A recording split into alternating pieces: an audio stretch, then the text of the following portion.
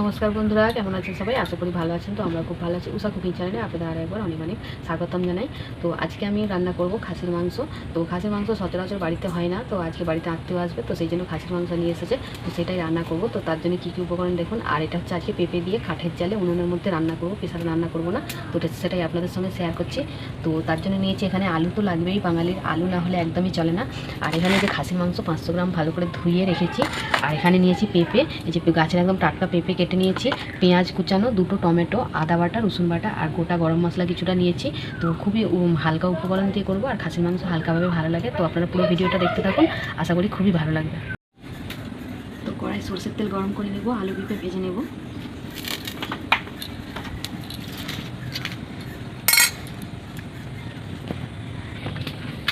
তো তেল গরম হয়ে গেছে, আলুটা ভেজে নেব।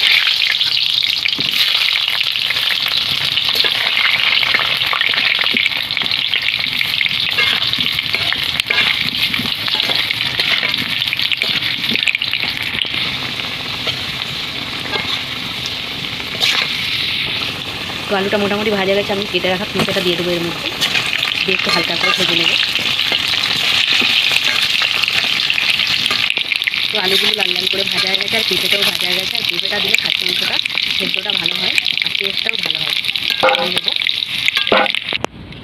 অল্প একটু তেল দেবো, 4টে তেজপাতা, 2টো শুকনো লঙ্কা, তো দালচিনি, লবঙ্গ, এলাচটা দিয়ে ভালো করে লাল লাল করে নিয়েছি। এখানে কুচনো পেঁয়াজটা দিয়ে দেবো।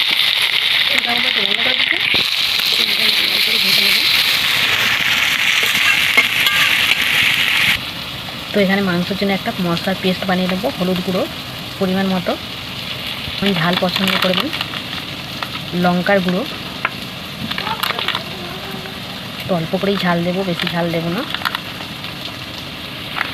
এখানে দেবো ধনের গুঁড়ো, 1 চামচের মতো মেপে জিরের গুঁড়ো দেবো, জিরের গুঁড়ো। তো জল দিয়ে ভালো করে একটা পেস্ট বানিয়ে নেব। আর কালারের জন্য দেবো অল্প করে কাশ্মীরি লঙ্কা, পরিমাণ মতো লবণটা দিয়ে দেবো, পেঁয়াজটা গলে যাবে।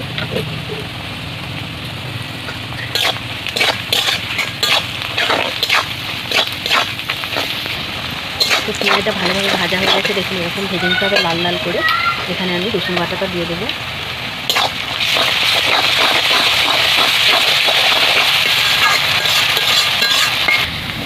তো পেঁয়াজ রসুন লাল লাল করে ভাজা হয়ে গেছে, আমি এখানে দিয়ে দেবো আদা বাটাটা, আর দেবো 2টো টমেটো।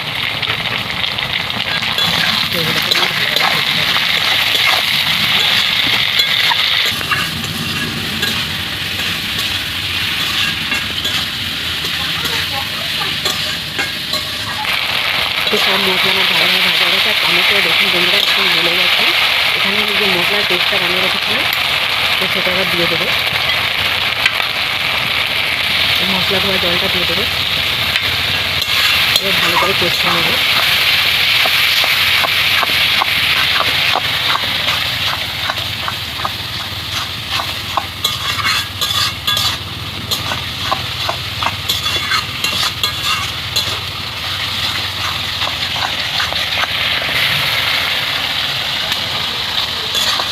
তো মশলাটা দেখুন বন্ধুরা আমার কষানো হয়ে গেছে।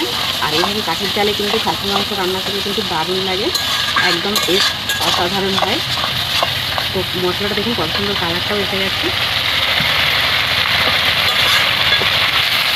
তো দেখো মশলা কষানো আমার হয়ে গেছে, মশলা থেকে তেলে ছেড়ে দিয়েছে, আর এই কালারটাও কিন্তু দারুণ হয়ে গেছে। এবারে আমি ধুয়ে রাখা খাসির মাংসটা দিয়ে ভালোভাবে কষিয়ে নেবো। এই মাংসটা কষাতে অনেকখানি টাইম লাগে, 1 ঘন্টা মতো লেগে যায়, তাহলে কষানোটা ভালো হয় আর খেতেও ভালো লাগে মাংসটা। খুব ভালো করে হালকা জলে আমি 1 ঘন্টার মতো ঢেকে দিয়ে কষিয়ে দেবো, যাতে মাংস থেকে জল। তো হালকা জলে ঢেকে দেবো। তো চলুন ফিরে 1 ঘন্টা পর। তো 8 ঘন্টার মতো হয়েছে। তো এরকম কষাটা হয়েছে দেখুন বন্ধুরা, তেল মোটামুটি বেরিয়ে গেছে। আরও কিন্তু 8 ঘন্টার মতো কষতে হবে, তাহলে কিন্তু মাংসের মধ্যে মশলাটা ভালোভাবে ঢুকে যাবে। তো কালারটা দেখুন কত সুন্দর হয়ে গেছে। সুন্দর টেস্ট হচ্ছে একদম মাংসটা।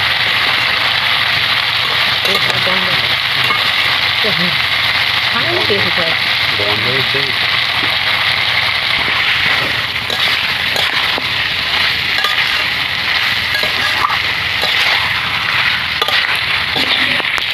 তো 1 ঘন্টা হয়ে গেছে দেখো বন্ধুরা, আমার মাংস কষানো হয়ে গেছে আর খুব সুন্দর মাংসটি কালারও উঠে গেছে।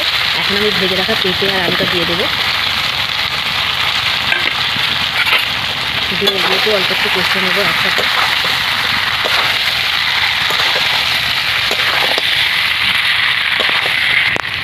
তো সব কিছু আমার ভালোভাবে কষানো হয়ে গেছে।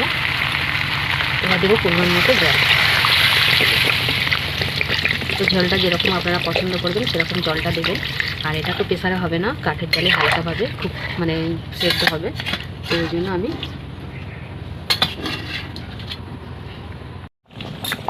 তো দেখো বন্ধুরা, আমার 1/2 ঘন্টার মতো ঢেকে রেখেছিলাম, মাংসটা মোটামুটি সেদ্ধ হয়ে গেছে। তো আরেকটু গরমের মধ্যে রেখে দেবো, একদম হয়ে যাবে, একদম সেদ্ধ হয়ে গেছে। তো আরেকটু গরমের মধ্যে রেখে দেবো। তো লাল লাল খাসির মাংসের ঝোল একদম রেডি হয়ে গেছে, দেখুন বন্ধুরা কত সুন্দর হয়ে গেছে। তো সেদ্ধ একদম কিন্তু দারুণ হয়ে গেছে, এই যে একদম সেদ্ধ হয়ে গেছে। তো এটাকে আমি তো দেখুন বন্ধুরা, আমার লাল লাল করে পেঁপে দিয়ে খাসি মাংসের ঝোল একদম রেডি, কত সুন্দর হয়েছে দেখুন। টেস্টটাও কিন্তু দারুণ হয়েছে আর সেন্টটাও কিন্তু দারুণ হয়েছে। এভাবে করে কাঠের জালে পেঁপে দিয়ে বানালে কিন্তু অসাধারণ লাগে খাসির মাংস, গরম গরম ভাতের সঙ্গে জাস্ট, আর কিছুই লাগে না। তো এইভাবে অবশ্যই একবার বানাবেন। আর ভিডিওগুলো যদি ভালো লাগে অবশ্যই চ্যানেলটাকে লাইক করবেন, শেয়ার সাবস্ক্রাইব করে দেবেন। তো ভালো থাকবেন, সুস্থ থাকবেন, সাবধানে থাকবেন। দেখা হচ্ছে পরে একটা নতুন ভিডিও।